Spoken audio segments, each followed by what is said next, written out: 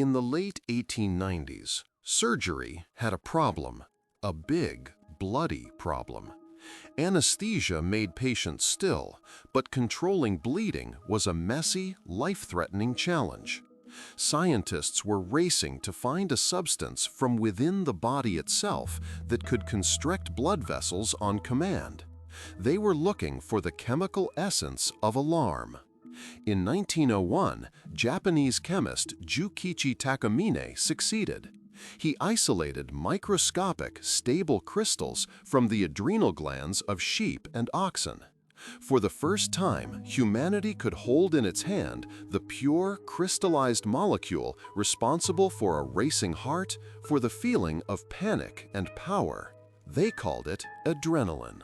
But how can one single molecule tell your skin's blood vessels to squeeze shut, making you pale, while simultaneously telling the blood vessels in your massive leg muscles to open wide for a sudden sprint?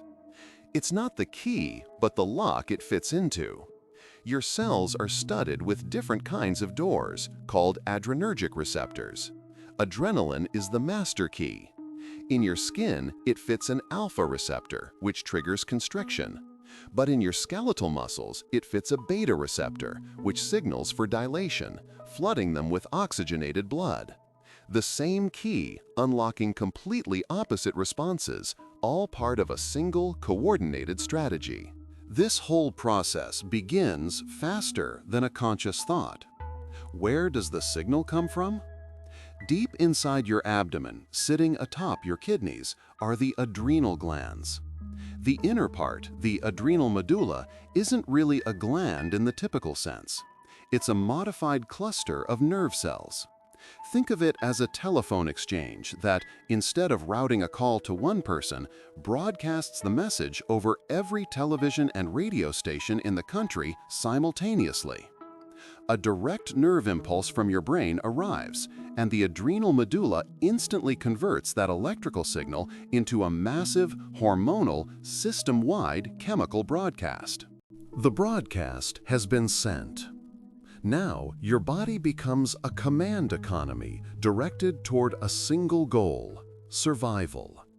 Your liver receives the message and immediately begins dumping its stored sugar, glucose, into the bloodstream for quick energy.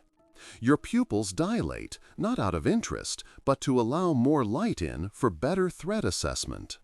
Your digestive system, a massive energy consumer, is told to shut down. That lunch you just ate can wait.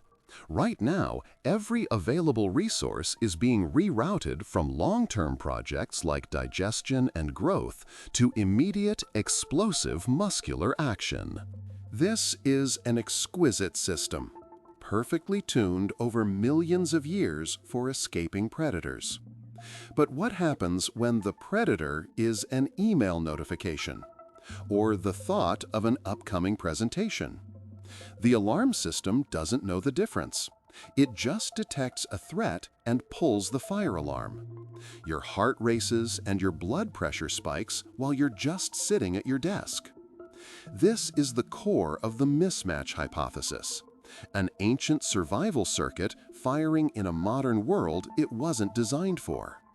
Chronic, low-level activation of this emergency system doesn't prepare you for a sprint. It just wears down the engine. Have you ever wondered why you can remember exactly where you were during a shocking event, but not what you had for breakfast last Tuesday? Adrenaline is also your brain's chemical highlighter pen. When it floods your system, it also passes the blood-brain barrier and influences your amygdala and hippocampus, the brain's fear and memory centers. It strengthens the consolidation of memory, essentially telling your brain, pay attention, this is important, record everything. This creates what are known as flashbulb memories, experiences burned into your mind with vivid, though not always accurate, detail. The feeling itself becomes part of the memory. So, are we slaves to this ancient hair trigger system? Not entirely. The same nervous system that triggers the panic also contains the brakes, the parasympathetic nervous system. The primary nerve of this calming system is the vagus nerve, which wanders from the brain down through the torso, touching nearly every major organ. Deliberately slowing your breathing, especially the exhale, is a direct way to stimulate the vagus nerve. It's a physical signal you send to your brainstem that the threat has passed. You are consciously telling the broadcast station to issue the all clear, allowing the command economy of your body to return to normal, peaceful operations. Monotony has grown fast. Nearly 2,700 people have watched in the last few weeks, yet less than 0.03% are subscribed. It would mean a lot if you joined by hitting subscribe. And again, thanks for watching.